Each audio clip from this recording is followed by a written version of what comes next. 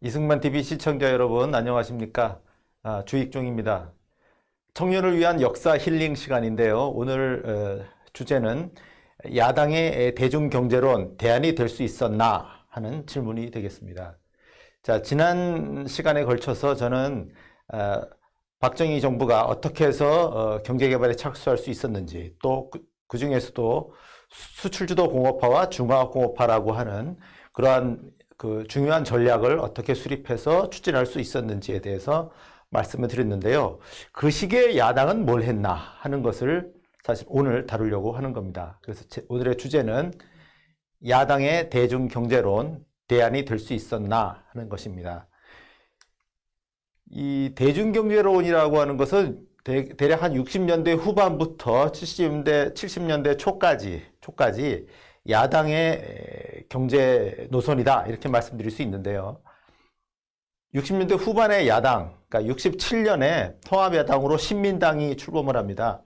그래서 신민당의 경제 강령이기도 합니다. 이 대중경제론이라는 것은 신민당의 경제 강령이기도 하고, 그 신민당의 대통령 후보로서 71년 4월에 나왔던 김대중 씨의, 당시 신민당의 야당 후보 김대중 씨의 경제 공약이기도 했습니다.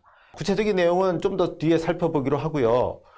이런 그 대중경제론이라고 하는 것은, 그러니까 예를 들어 김대중 씨의 이런 독창적인 창작물 이런 것이 아니라 당대의 60대 후반의 야당과 비판 지식인들의 어떤 집단 창작물이다 이렇게 말씀드릴 수 있습니다. 그래서 그 형성 과정을 간략하게 좀 말씀을 드리겠는데요.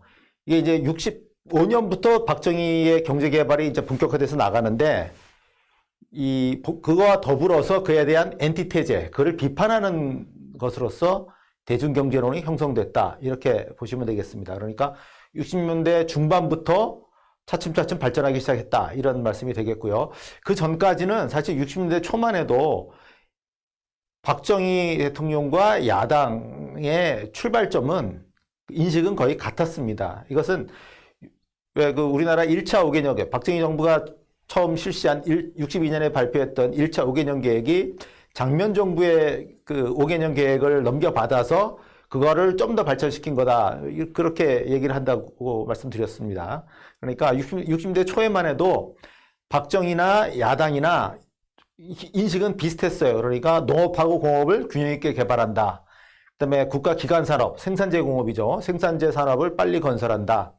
또 국내의 분업 관련, 뭐 수출이라든가 국제분업이라든가 이런 걸 생각하지는 않고 국내의 분업 관련을 중시한다 하는 점 등등에서 인식이 같았는데 60년대 중반 와서부터 박정희 대통령이 달리 나가는 거죠. 박정희 정부가 경제개발의 새로운 길을 찾아서 막 이제 질주를 이제 하는 거고, 거기에 대해서 이제 비판론을 제기하기 시작한 것이다 이렇게 말씀드릴 수 있는 겁니다. 그래서 박정희 개발 체제는 뭐 우리가 잘 아시다시피 수출주도 공업화라든가 외자 도입을 추진한다든가, 특히 그 중에서도 일본과의 경제 협력을 확대를 하는 데 치중했었고요. 그다음에 기업으로 보면 대기업을 육성하는 것이 박정희 개발 체제의 특징이라고 할 수가 있는데, 거기에 대해서 이제 비판을 하는 겁니다. 그래서 박정희 개발 체제를 이 야당에서는 특권 경제 체제다, 그러니까 소수가 특권을 누리는 체제다 이렇게 그 딱지를 붙이고, 공업에 치중하는 거에 대해서는 공업제일주의다 이렇게 비판을 하고,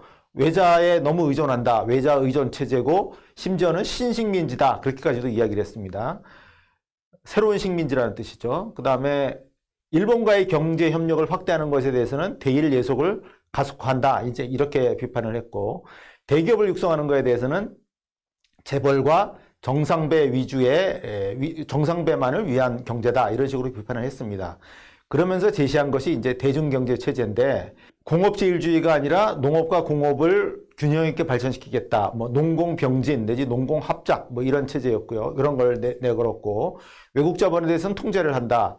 그다음에 대일 예속이 아니라 자주체제다 뭐 이런 주장을 했고, 그다음에 자기들은 재벌이나 대기업, 소수의 대기업이 아니라 대중을 위한 경제를 만들겠다 뭐 하는 그런 이야기들이 제기되기 시작했습니다. 그 경과를 좀 간략히 말씀드린다면, 다음 좀 화면을 보시면 되겠습니다. 이 화면은요, 65년부터 67년 사이에 야당의 경제정책 노선이 어떻게 이제 형성이 됐나 하는 것을 보여주려고 제가 구성을 한 건데요. 우선 야당 자체의 좀 흐름이 있습니다. 그러니까 63년도 말에 이제 박정희 정부가 민간 정부로 출범할 때 그때는 야당이 분열되어 있었습니다. 민주당과 민정당 이렇게 분열이 되어 있었는데 각기 50년대 민주당의 신파와 구파 뭐 이런 거에 뿌리를 두고 있었고요. 분열돼 있다가 65년도 들어와서 65년도 5월 달에 민중당이라는 것으로 통합이 됩니다. 통합야당이 이제 생기게 되는 거고, 이 통합야당이 그런데 곧 분열이 됩니다. 그러니까 한일협정에 대해서 한일협정을 65년도에 이제 박정희 정부가 조인을 하고 또 그걸 국회에서 비준하고 이러는 과정에서 야당이 이제 반대를 했는데 야당의 반대에도 불구하고 비준을 하니까 거기에 대해서 강경하게 투쟁해서 의원직까지 사퇴하겠다. 라고 한 쪽이 소수가 한 10명 정도의 의원들이 물러났는데 이 사람들이 이제 윤보선 씨를 필두로 해서 신한당을 형성을 했고요. 그 다음에 그보다는 좀 온건한 입장의 의원들이 민중당으로 계속 남았습니다. 민중당에는 이제 박순천이라는 여성 정치인이 대표로 있었습니다. 민중당의 대표인 박순천 씨는 65년도 1월 달에 그 백만 안정농가 창설, 국내 자본 동원 이런 주장을 합니다. 자, 65년도 1월이면 박정희 정부는 증산 수출 건설 이렇게 해서 이제 수출주도 공급화 전략을 전면에 이제 선포를 한 그런 시기인데요. 이때 야당은 전혀 다른 이야기를 하고 있는 거죠. 백만 안정농가 창설, 그래서 농민을 보호하겠다 뭐 이런 얘기고요. 그 다음에 외자가 아니라 국내 자본을 동원하겠다 뭐 이런 박정희 정부와는 전혀 방향이 다른 그런 이야기를 하고 있었습니다. 이 야당이 이렇게 분열된 다음에 분열된 상태로 66년도가 넘어갔는데 이 66년도 하반에 가니까 이제 그 다음에 이 대통령 선거를 앞두고 이 남아있던 민중당에서는 대통령 후보를 이제 외부에서 영입을 하게 됩니다. 이 영입된 분이 그 사진, 두 번째 사진에 있는 유진호 씨인데, 유진호 씨는 이제 고려대학교 총장을 이제 오래 했던 분이고요. 그 전에는 그 재헌헌법을 기초를 한 사람이죠. 재헌헌법을 기초를 한 분이고, 또 원래 법학자입니다. 일제하에서는 보성전문 교수를 했고요. 보성전문 교수 하기 전에 이제 법학을 공부한 곳은 경성제국대학 법문학부인데, 경성제국대학에 수석 입학을 하고 수석 졸업을 한 뭐 조선의 몇 대 천재 뭐 이렇게까지 불리던 그런 인물입니다. 그런데 이제 이분이 이제 민중당 대선 후보로 66년도 10월 달에 영입이 되면서 대중경제라는 것을 제창을 합니다. 그러면서 재헌헌법에 나와 있는 이익균점을 실현하겠다라고 한 거고요. 그런데 이제 이분이 끝내 이 야당의 67년 선거 대통령 후보는 되지 못했습니다. 그러니까 분열되어 있던 민중당과 신한당으로 나눠져 있던 당이 67년도 2월 달에 통합을 하면서 신민당으로 출범을 하게 되고요. 이 신민당의 대통령 후보로는 63년도에 한번 나왔던 이 윤보선 씨가 나오게 됐습니다. 이 신민당의 대통령 후보로 나왔는데 이때 대중경제론을 전면에 내걸었습니다. 그런데 이걸 넘겨받는 게 이제 김대중 씨인 거죠. 이 김대중 씨가 대중경제론을 제창하는 건 한 69년도부터라고 할 수 있는데 69년도에 경희대에 석사 논문을 제출을 합니다. 뭐 대중경제의 한국적 전개 뭐 이런 제목으로요. 그런데 이때 60년대 말 70년대 초까지 나오는 이 대중경제론은 김대중 씨가 직접 한 것은 아니고 당시 당대의 좌파 지식인, 좌파 경제학자인 박현채, 정윤영 이런 사람들이 대리 집필을 해준 겁니다. 물론 김대중 씨와 생각을 같이 하는 부분들 이런 거에 대해서 그 정리를 한 거죠. 이 박현채라는 사람은 34년생인데 경력이 특이한 사람이에요. 뭐 소년 시절에 일찍이 전라남도 영암 출신인가 그런데 소년 시절에 일찍이 빨치산 활동을 했어요. 그러니까 50년에 6.25 전쟁이 났잖아요. 그럼 한 16살 이렇게 됐을 텐데 그때 원래 광주 서중인가를 지금으로 치면 광주 제1고죠. 거기를 다니고 있었는데 나중에 빨치산이 됐어요. 빨치산이 됐다가 나중에 이제 자수를 해서 했는데 집안에서 뭐 돈을 쓰고 뭐 어린애고 이렇게 되니까 이제 그 처벌을 받질 않고 이제 그 학교를 전주고등학교인가 어디를 다니고 졸업을 했습니다.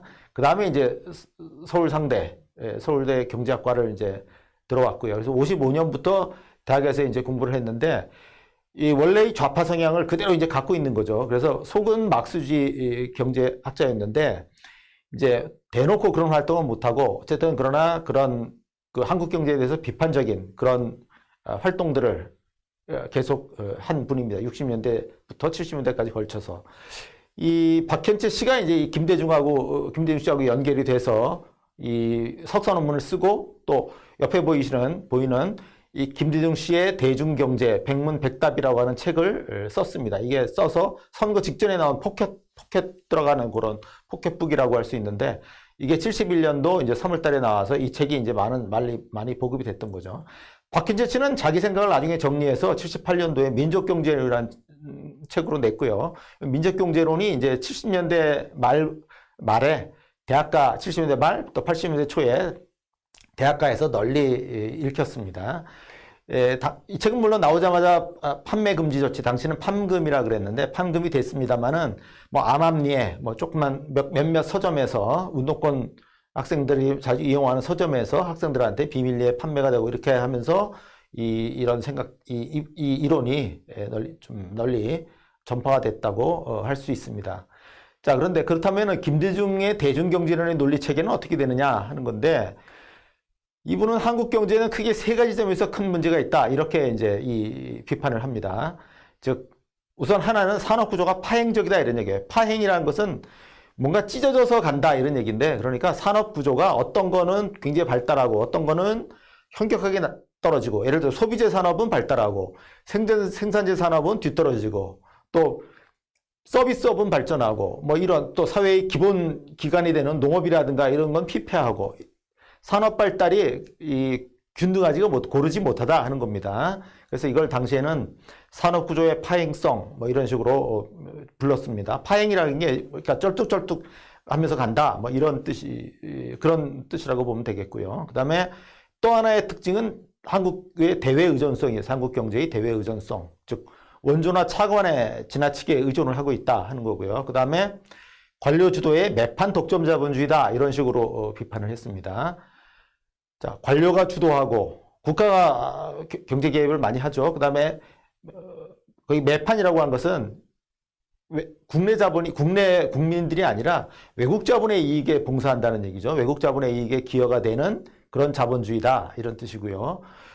그리고 그것도 소수의 대기업이 독점하고 있다. 뭐 이런 식으로 비판을 했습니다. 그러니까 온갖 안 좋은 것들은 다 갖다 붙였는데요. 여기 대해서 자신들이 제시하는 대안은 뭐냐? 이거는 이제 자급자족을 지향하는 혼합경제 체제다 이렇게 제시를 했습니다.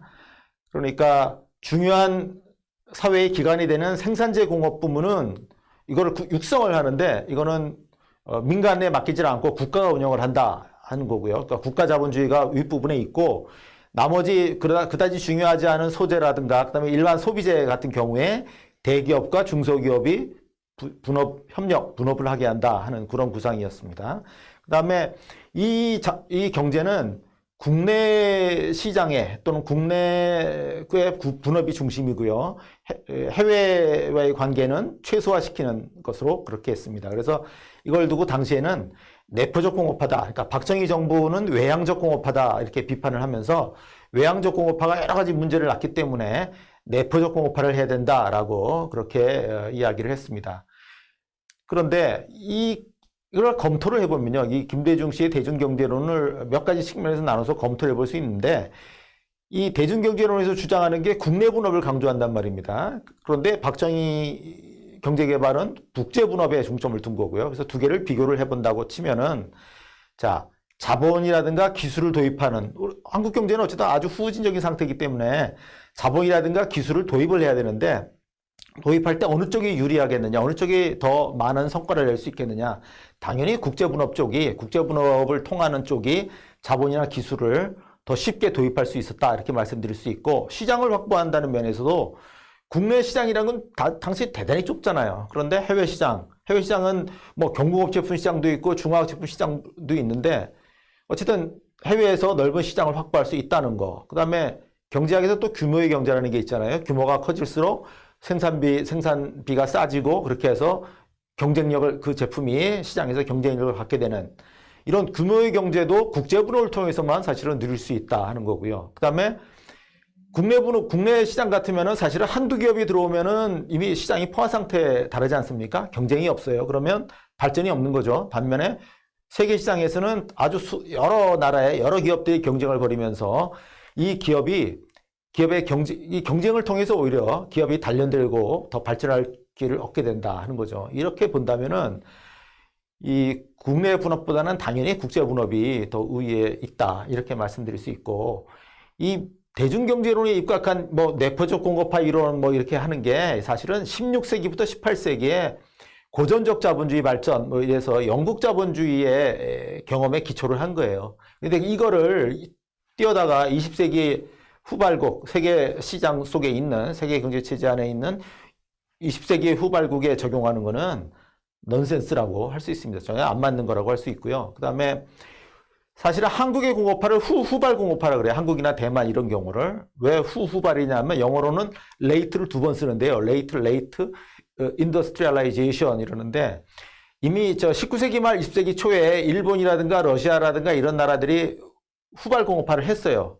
그러니까 영국이 선발 공업하고 그 다음에 독일, 프랑스가 따라가고 그 다음에 일본이라든가 뭐 러시아 이런 나라들이 공업화를 했어요. 그래서 여기까지를 후발 공업화라고 하면은 20세기 후반에 이루어진 공업화는 후발 공업화인데 이 공업화는 사실은 이미 세계 시장이 다 열리고 세계 시장이 만들어져 있고 연결돼 있고 이런 상태이기 때문에 이 후발 공업화는 사실은 국제분업 속에서만 가능한 거였습니다. 그런데 국제분업을 끊어야 된다. 그를 부정하는 이런 사고거든요. 이 대중경제론이라고 하는 것은 거의 그 당시 있었던 종속이론적 사고에 크게 영향을 받은 거라고 할 수 있고 그래서 타당하지 않다 이렇게 말씀드릴 수 있습니다. 그 다음에 경제체제로 본다면은 이 대중경제론은 혼합경제체제를 구상을 하고 있는데요.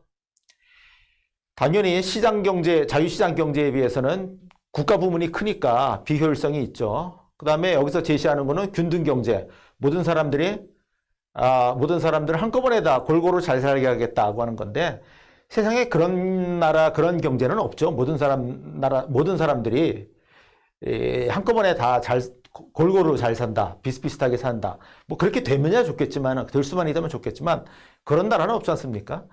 그래서 박 대통령이 거기에 대해서 모든 사람을 한꺼번에 잘 살게 하겠다는 것은 거짓말이다. 이런 식으로 이제 비판을 한 적도 있는데, 결국 이 균등경제라고 하는 것도 실현될 수 없는 이상이다. 그렇게 말씀드릴 수 있습니다.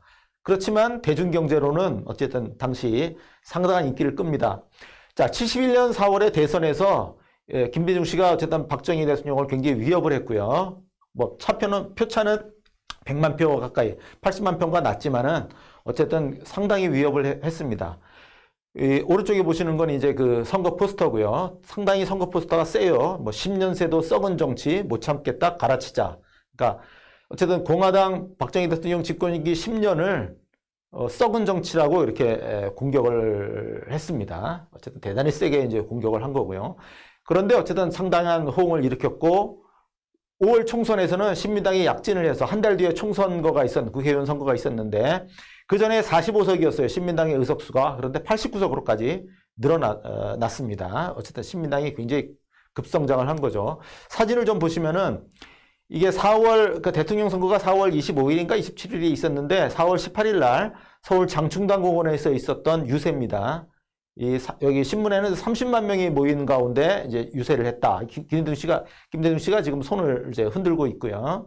환호에 이제 손을 흔들고 있고, 요거는 이제 또 청중들의 모습을 담은 건데 아마 이게 저 멀리 보이는 건물이 아마 동국대학교 건물이 아닌가 싶은데 어쨌든 사람들이 굉장히 많이 모여 있고 중간에 보시면은 약간 왼편에 보시면 나무에 사람들이 막 올라가 있어요. 그러니까 요거만 또 찍은 사람도 있어요. 어떤 사진 중에는 요 나무에 사람들이 올라가 있는 모습을 찍은 게 있는데 어쨌든 이렇게까지 사람들이 이 김대중 씨의 그 연설을 들으려고 어쨌든 이 유세장에 많이 몰렸습니다. 김대중 씨가 상당히 인기를 끌었고요. 자, 어쨌든 이게 이런 거죠. 그러니까 이미 경제 개발을 해서 상당한 성과를 거뒀지만은 민주주의인데 한 사람이 왜 계속 하느냐 이제 이런 거죠. 그러니까 민주주의라는 거 하는 것은 그 정권이 얼마든지 교체될 수 있다 하는 거고, 그래서 이러한 대의민주주의의 고유 요인에 의해서 아무리 그 박정희 대통령의 성과가 좋았다 하더라도 이 바뀔 수 있는 거죠. 이 꼭 뭐 집권 성적이 형편없어서가 아니라 성적이 좋았어도 예를 들어서 뭐 8년, 12년 이렇게 지나면 바뀔 수 있는 이제 이런 상태가 된 거고, 그다음에 또 하나는 이제 박정희 대통령에 비해서 김대중 씨가 연설을 더 잘하죠. 말을 더 잘하고. 그러니까 이런 화려한 수사, 어떤 선동의 힘, 이런 것에 의해서 사람들이 넘어간 거라고 할 수 있습니다. 그래서 박 대통령도 뭐 어차피 4선, 이제 요게 3선이잖아요. 그러니까 3선까지는 하더라도 4선은 불가능하다고 보고 이제 유신체제로 넘어가게 되는 거죠. 자, 그런데 김대중 씨는 물론 나중에 변신을 합니다. 이 85년에 다시 이제 미국에 망명했다가 한국에 다시 돌아올 때 그 미국에서 이제 미국에 있던 경제학자로 유종근이라고 하는 이제 미국 그 뉴저지에 있는 러커스대 교수로 있던 이 유종근 씨의 도움을 받아서 대중참여 경제론을 영문으로 이제 발간을 합니다. 물론 87년 선거에서는 지죠. 그러다가 이제 96년도에 다시 한번 그 다음에 선거를 앞두고 97년도 선거를 앞두고 대중참여 경제론 이걸 또 역시 영문으로 발간을 합니다. 이때는 성장, 분배, 안정 뭐 이런 걸 내세운다든가 또 성장, 형평, 안정 이런 걸 내세워요. 그러니까 이제 과거처럼 분배에만 축점을 두는 게 아니라 경제성장의 중요성도 말하자면 이제 인식을 한 거고, 또 박정희 시대의 경제개발에 대해서도 인정을 해요. 수출주도 공업화에 대해서 인정을 합니다. 그래서 어쨌든 김대중 씨가 이렇게 변신을 했고, 이런 것이 결국 97년에 집권을 할 수 있었던 하나의 요인이 됐다고 할 수 있습니다. 그래서 어쨌든 김대중 씨는 이렇게 이제 변신을 했는데, 그 이후에 또 새로운 사태가 벌어지는 거죠. 그러니까 외환위기 후에 양극화가 진행이 되죠. 그런데 이거는 우리나라만의 현상이 아니고 또 우리나라 정부가 뭔가를 잘못했기 때문이 아니라 세계화에 따른 전 세계적인 현상이라고 할 수가 있습니다. 우리나라 기업도 예를 들어 삼성이라든가 삼성전자라든가 현대자동차라든가 이런 기업들은 외환위기를 겪고 나서 오히려 상당히 발전을 하지 않았습니까? 특히 삼성전자가요. 그러니까 그런 면에서 본다면 이제 세계화의 혜택을 대폭 이제 활용하고 누렸다고 할 수 있는 거고, 그러다 보면 격차가 더 확대되는 것이 전 세계적 현상이라고 할 수 있는데, 이거에 따른 어쨌든 심판 대중경제론, 변형된 심판 대중경제론이 막 이제 나오는 거죠. 예를 들어서 20대는 이제 비정규직으로 살 수밖에 없다. 비정규직으로 고용 불안과 저임금에 시달릴 수밖에 없다 해서 88만 원의 세대론 이런 게 나온다거나, 그다음에 격차 사회론이라는 말도 있어요. 그러니까 이건 구조적으로 격차가 계속 확대되는 그런 사회다 이런 얘기입니다. 글쎄요. 격차가 없는 사회가 어디 있었나요? 조선시대는 격차가 없었나요? 조선시대 개항기 일제시대 또 다른 나라도 마찬가지고요. 격차라는 건 있죠. 물론 격차를 줄여야 되겠지만 마치 지금의 격차라는 것은 정말 특별한 것인 것처럼 이렇게 이제 강조를 하는 거죠. 격차 사회론 이런 게 나왔고, 이걸 이제 받아서 새로 이제 현 집권한 문재인 정부가 내세운 게 소득주도 성장론이죠. 온갖 수사가 나옵니다. 온갖 수사로 막 현혹을 하죠. 하지만 이론은 엉터리죠. 엉터리라고 할 수 있는데, 예를 들어서 뭐 온갖 듣기 좋은 얘기는 다 나옵니다. 비정규직 제로라든가, 뭐 경제는 사람이 먼저다, 뭐 경인선이라 그랬죠. 뭐 드루킹 영상에 보면은 경인선 뭐 가자 뭐 이런 얘기도 나오던데, 어쨌든 경제는 사람이 먼저다. 뭐 또 사람 중심 경제, 뭐 함께 잘 사는 포용 국가, 또 단 한 사람도 차별받지 않는 나라, 뭐 이런 식의 수사들이 나오고 있습니다. 저는 이게 21세기판 대중경제론이라고 생각이 듭니다. 김대중 씨도 결국 그 박정희 대통령의 그 경제개발을 나중에는 인정을 했는데, 그러니까 즉 자기가 60년대 말 70년대 초에 이야기했던 대중경제론이라는 것이 잘못됐다고 하는 것을 부분적으로 인정을 했거든요. 그런데 어쨌든 현 정부는 그걸 새로운 대중경제론을, 이런 소득주도 성장론 이런 제목으로 새로운 대중경제론을 내세우고 있다, 이렇게 지금 말씀드릴 수 있겠습니다. 네, 오늘 강의는 여기까지 하겠습니다. 감사합니다.